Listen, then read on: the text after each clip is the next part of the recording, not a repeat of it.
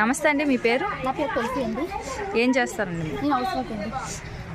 Okay ma'am, ఇప్పుడున్న ప్రభుత్వ పాలన అనేది ఎలా అనిపిస్తుందండి? మీ అభిప్రాయం ఏంటి అసలు? ఇప్పుడున్న ప్రభుత్వం అయితే చాలా వరకు ప్రజలకు అనుకూలంగా ఉంది.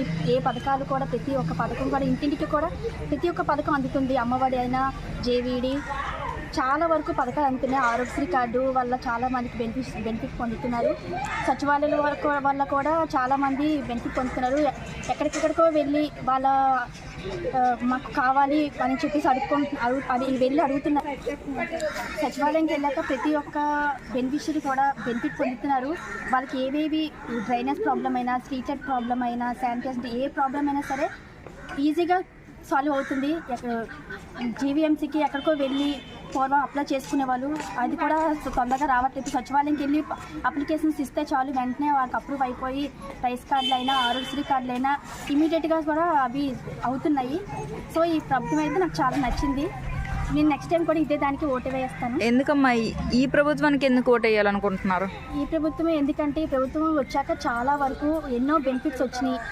ఎవరికైనా సరే అమ్మఒడి అయినా, జేవీడి అయినా చాలా వరకు కూడా అందరూ బెనిఫిట్ పొందారు. అందువల్ల ఈ ప్రభుత్వానికి నేను ఓటు వేస్తే ఇదే ప్రభుత్వం కంటిన్యూ అవుతుందని ఆశిస్తున్నాను. పూర్వం పెన్షన్స్ కూడా ఎక్కడికెక్కడికో వెళ్ళి వేరే ఊళ్ళ నుంచి వెళ్ళి తీసుకునే వరకు చాలా ఇబ్బంది పడేవారు. హ్యాండిక్యాపర్స్ అయితే వెళ్ళడం కూడా చాలా ఇబ్బంది పడేవారు.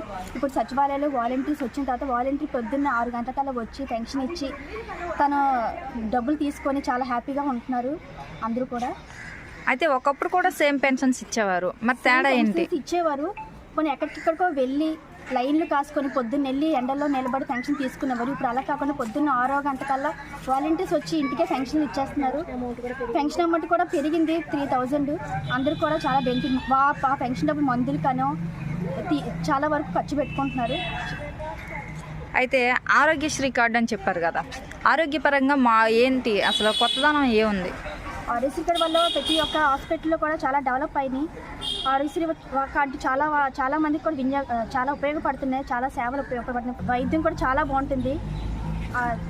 అయితే గవర్నమెంట్ హాస్పిటల్స్లో వైద్యం ఎలా ఉంది? గవర్నమెంట్ హాస్పిటల్ కూడా చాలా బాగుంది. ప్రైవేట్ హాస్పిటల్లో కూడా ఇప్పుడు ఆరోగ్యశ్రీ కార్డు ఉంది. ప్రైవేట్ హాస్పిటల్లో కూడా చాలా మంది బెనిఫిట్ పొందుతున్నారు ఆరోగ్యశ్రీ కార్డు వల్ల. నమస్తే అండి, మీ పేరు? నమస్తే అండి, నా పేరు శ్రీలక్ష్మి. ఏం చేస్తారు మ్యామ్ మీరు? నేను హౌస్ వైఫ్ అండి. ఓకే మ్యామ్, ఏ ఏరియా అండి? శివాజీపాలెం అండి, చిన్నపాలెం టెంపుల్ దగ్గర.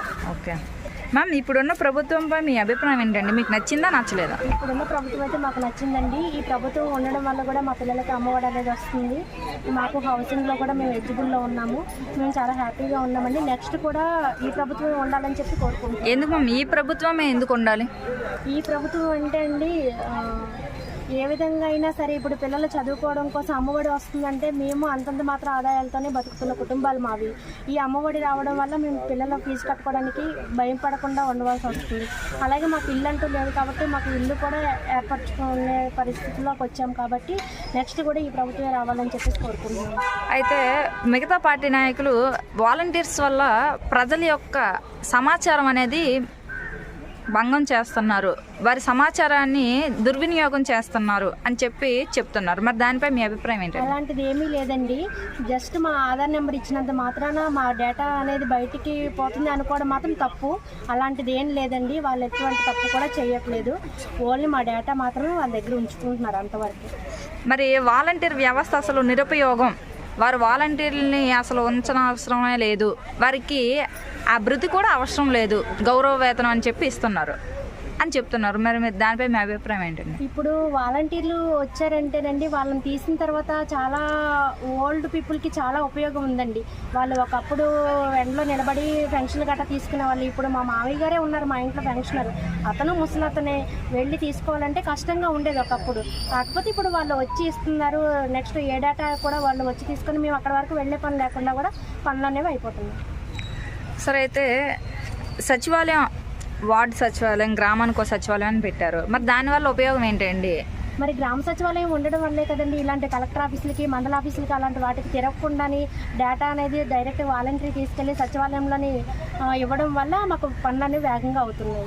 అయితే సచివాలయం స్టాఫ్ చాలా ఎక్కువ మట్టుకు ఉన్నారు. అంతమంది ఒక సచివాలయంలో అవసరమే లేదు అని చెబుతున్నారు. మరి దానిపై మీ అభిప్రాయం ఏంటండి? అంటే ఇప్పుడు సచివాలయంలోనే అంతమంది ఉన్నారంటే ఒక్కొక్కరు ఒక్కొక్క కేటగిరీకి సంబంధించిన వాళ్ళు ఉన్నారు, కానీ ఒక్కళ్ళే ఒక్కళ్ళే పని అంతా చేయాలంటే కష్టం కదా. ఒక్కొక్క దానికి సంబంధించి ఒక్కొక్కళ్ళు ఉన్నారనమాట. దానివల్ల వాళ్ళ పనులు వాళ్ళు చేస్తున్నారు, ఒక్కళ్ళే చేయాలంటే కష్టంగా ఉంటుంది. కాబట్టి 2024 ఎలక్షన్లో ఎవరు కోటేద్దాం అనుకుంటున్నారు? జగన్ గారికి ఓటేద్దాం. జగన్ గారికి ఎందుకండి? మిగతా పార్టీ నాయకులు కూడా ఉన్నారు కదా. లేదండి, ఇది ఆల్రెడీ మేము 5 years చూసాం కాబట్టి నెక్స్ట్ కూడా ఈ ప్రభుత్వమే రావాలని కోరుకుంటున్నాం. నమస్తే సార్, మీ పేరు? ఏం చేస్తారు సార్ మీరు? బిజినెస్. ఏ ఏరియా అండి?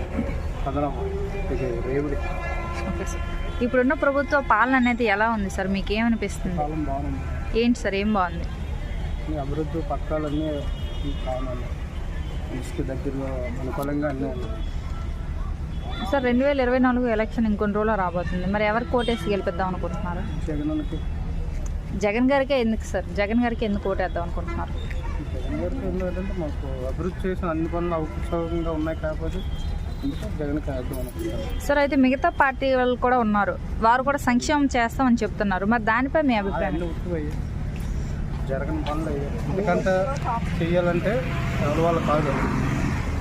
మొత్తం అయితే ఇప్పుడు ఏదైనా ఎంఆర్ ఆఫీస్ అయినా ఏదైనా సచివాలయం, గ్రామ సచివాలయం అయినా ఏదో కావాలన్నా జగన్ గారు అన్ని పనులు మన ఇంటికి డైరెక్ట్గా వాలంటీర్లు వస్తుంటారంటే ఏం సమస్య కావాలన్నా వాలంటీర్ అన్ని చూపెడుతుంది. అంతకంటే మనకి కావాల్సింది అంటే ఏం కావాలా? ఆలోచన చేసేది అంటే అదంతా ఉంటుంది. అదంతా సార్ అయితే మిగతా పార్టీ నాయకులు మేనిఫెస్టోని రిలీజ్ చేస్తున్నారు, వాటిలో భాగంగా అన్నీ నెరవేరుస్తామని చెబుతున్నారు. మరి దానిపై మీ అభిప్రాయం ఏంటి? వాళ్ళ అభివృద్ధి ఎలా ఉంటుంది? మన అభిప్రాయం జగన్కి ఇక్కడ రావాలి.